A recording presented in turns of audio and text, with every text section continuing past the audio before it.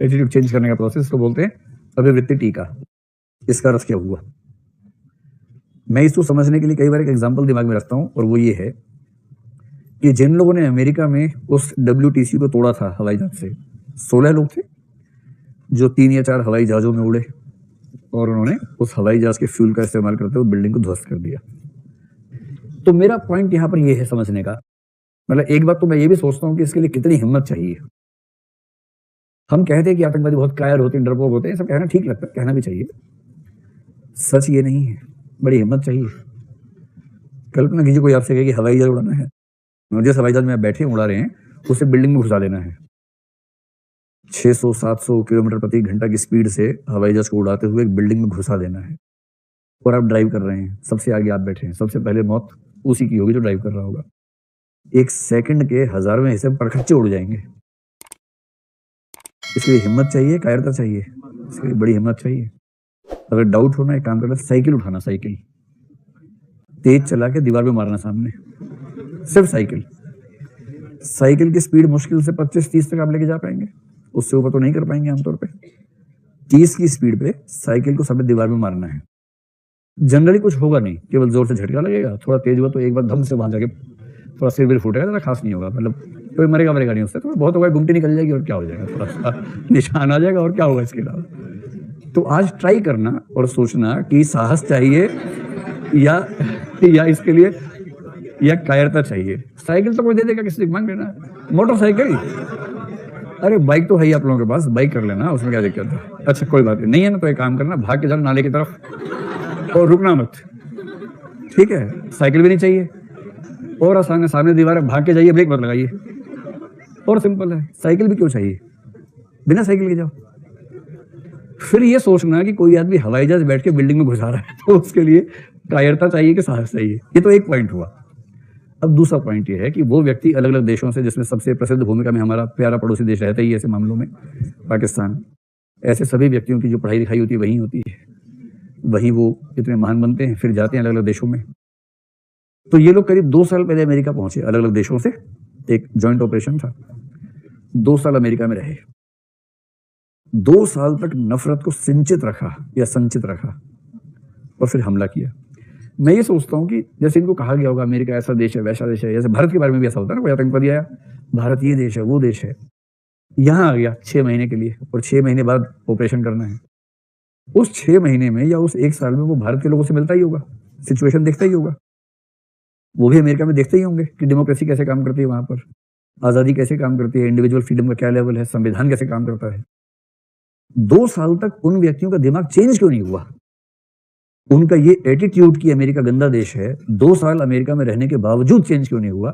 और क्यों उसके बाद भी उन्होंने उस देश के 4-5 हजार लोगों की हत्या कर दी? ये कैसे होता है?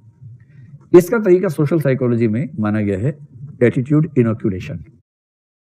इसका मतलब अभिवृत्ति की वैक्सीन लगा दो। और आपको अच्छे से पता है कि वैक्सीन का सिद्धांत क्या होता है। मेडिकल साइंस दरअसल इलाज नहीं करती है, वो हमारे शरीर के सिस्टम्स को हमारे शरीर पे अप्लाई कर देती है। हमारे शरीर का सिस्टम ये है कि जब कोई एंटीजन आएगा तो एंटीबॉडीज बनेंगी, एंटीबॉडीज उस एंटीजन को मैनेज कर लेंगे। और यदि कोई एंटीजन बहुत एग्रेसिव किस्म का आ गया कि जब तक एंटीबॉडीज बनती उससे पहले ही एंटीजन ने काम तमाम कर दिया, तो हम मर जाते हैं। कितना सिंपल मैकेनिज्म उस वैज्ञानिक का रहा होगा जिसने कहा कि अरे यार बचाना है ना, कुछ मत करो। जिस बीमारी से लोग मरते हैं उस बीमारी की हल्की सी डोज पहले दे दो, इतना ही करना है बस। जो बीमारी हमें हो सकती है, बच्चों को हो सकती है, जैसे पोलियो हो सकता है, उसकी हल्की सी डोज जिसका असर इतना ना पड़ जाए कि दिक्कत हो जाए, वो दे दो। एंटीजेंस मिल गए, एंटीबॉडीज तैयार हो गई। अब अगली बार जब भी अटैक होगा एंटीबॉडीज पहले से तैयार हैं और वो उसको तुरंत हमला करके खत्म कर देंगी। इसी कंसेप्ट से वैक्सीनेशन शुरू हुआ, और वैक्सीनेशन मेडिकल साइंस से सबसे सफल प्रयोगों में से एक है अब तक के। इसको साइकोलॉजी में लेके आ जाइए। तो उन लोगों ने 16 ऐसे व्यक्तियों को तैयार किया जो अमेरिका में जाएंगे, वहां हवाई जहाज चलाना सीखेंगे, उड़ाना सीखेंगे, ट्रेनिंग लेंगे, योजना बनाएंगे, चीजें इकट्ठी करेंगे और हमला करेंगे। उनको पता था कि ये लोग 2 साल वहां रहेंगे तो 2 साल में इनका दिमाग चेंज हो सकता है। किसी का दिमाग चेंज ना हो जाए इसका सिंपल तरीका है कि वहां उनको जो विचार मिलेंगे उन विचारों की हल्की सी डोज पहले देके रख दो, लाइट डोज। ये कैसे होगी? जैसे कोई भारत आ रहा है आतंकवादी, मान लीजिए पाकिस्तान से, उसे वहां पर जो ब्रेन वॉश करने वाले शिविर हैं, वहां सिखाया गया कि भारत के लोग बड़े गंदे होते हैं, मुसलमानों की ऐसी हालत है, इतना मारते हैं मुसलमानों को वहां पर, ये हिंदुओं का राज्य है, वो तो क्या है, दारुल हरब है, क्या होता है, यही होता है ना, ऐसे ही कुछ बोलते हैं ना। हाँ हाँ, तो सारे काफिर रहते हैं। अरे अल्लाह ने कहा है हिंदुस्तान को खत्म कर दोगे तो तुम्हें 72 हूरें मिलेंगी जन्नत में, फलाना मिलेगा, ठिकाना मिलेगा, ऐसा ऐसा क्या है कि उस बच्चे का दिमाग खराब कर दिया। और वो बच्चा कसाब नाम का बंदूक लेके आ गया कि चलो अल्लाह की हुकूमत को कायम करना है और काफिरों से मुक्त करवाना है। अब ये जो आए, ये तो आए एक ही रात को आए, धड़ गोलियां मारी, गोली खाए, मर गए, खत्म हो गए। एक फंस गया जेल में, वो बाद में मर गया। पर जो आते हैं इस तरह से कि 6 महीने पहले तैयारी भी करनी है। मान लीजिए किसी इलाके में रहे, जब संसद पे हमला हुआ ना, तो संसद के हमलावर आमतौर पर गांधी विहार में रहे थे, कुछ मुखर्जी नगर, कुछ गांधी विहार, कुछ क्रिश्चियन कॉलोनी, यही 3 इलाके थे। और कई महीने रहे वो लोग यहाँ पर। इसका मतलब ये नहीं कि यहाँ रहने वाले सब लोग वैसे होते हैं, है ना, आप चिंता ना करें। तो मान लीजिए कि वो आए और किसी स्थान पर रहने लगे, सुना था कि मुसलमानों की ये हालत, और कहीं सामान खरीदने गए, सब्जी खरीदने गए, सब्जी बेचने वाला मुसलमान है। उससे पूछा, भाई ठीक है यहाँ माहौल? कुछ बोल दे, मैं कन्याकुमारी से आया हूँ या बिहार से आया हूँ, यहाँ मुसलमानों की हालत ठीक रहती है भाई, मैं भी तुम्हारी कौम का ही हूँ। और वो कह रहा है, अरे हुजूर यहाँ सब ठीक रहता है, यहाँ कोई दिक्कत नहीं है, क्या हिंदू क्या मुसलमान, टमाटर सबके लिए जैसा है, खाओ ना तुम, मस्त रहो। अरे सही से बता, अरे सही बता रहा, एकदम ठीक है।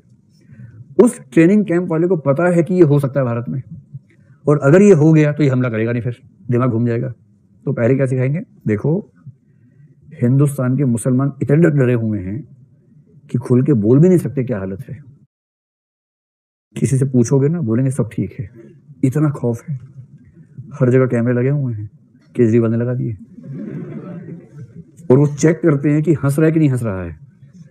अगर कोई उदास होकर भी बोले कि सब ठीक है, उसे गोली मार देते हैं। हंस के बोलना होता है कि सब ठीक चल रहा है। इतने मजबूर हैं हमारे भाई लोग वहां पर, इसीलिए तुमको भेज रहे हैं। अल्लाह ने भेजा है कि तुम जाओगे तब मुक्ति होगी। करोगे काम? हाँ मैं करूंगा, अल्लाह के लिए क्यों नहीं करूंगा।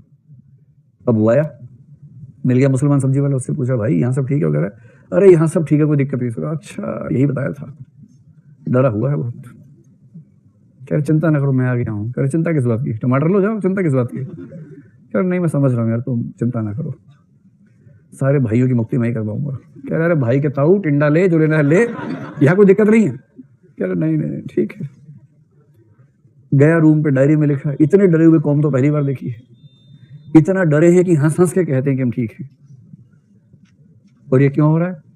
टीका पहले लगवा के आया है, एंटीबॉडीज पहले तैयार हैं। कितना ही विचार दे लीजिए, एंटीबॉडीज पहले से तैयार है उसके अंदर, असर ही नहीं पड़ेगा।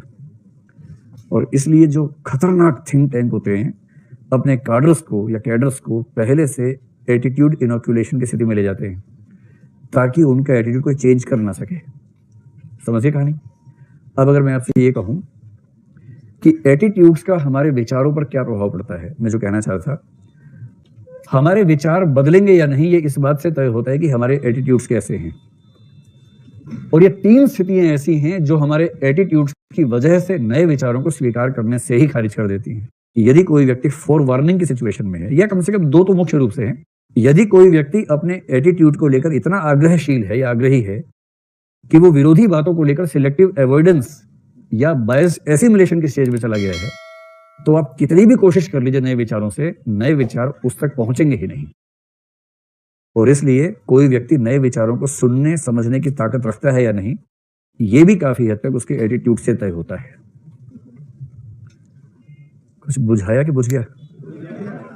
समझ में आ रहा है कि नहीं आ रहा है बताओ? आ रहा है ना? ठीक है। समझना ही तो है, क्या करना है। ठीक है, आया समझ में? आया समझ में? बाकी बात ठीक है, चलिए।